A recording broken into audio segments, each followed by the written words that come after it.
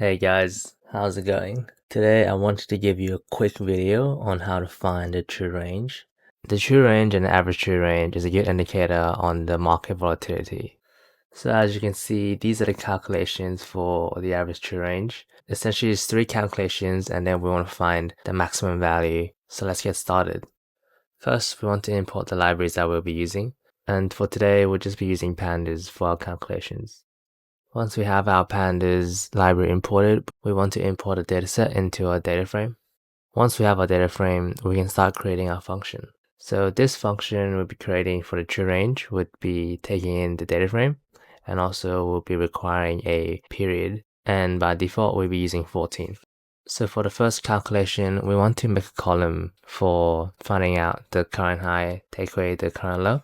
As for the second calculation, we want to work out the current high, take away by the previous day's close. And we also want to make sure that it's a absolute value, so then we can remove any negative values. The third calculation is to find the current low minus the previous close. And again, we want to be an absolute value just to negate any negatives. Once we have all three of the calculations, we can find the true range by finding the max of the three. And when we're using the max function, we want to declare the axis to be 1 because we want to be doing the calculations within the columns and not the index of the data frame. And for the average true range, we essentially just need to find the mean of the true range that we just worked out over the period that we've declared. And for the sake of keeping everything nice and tidy, we can drop the columns of the first 3 calculations, so then our final data frame wouldn't be as cluttered. And finally, we want to return the data frame. And there we have it. Essentially, this is the function to calculate the true range and the average true range.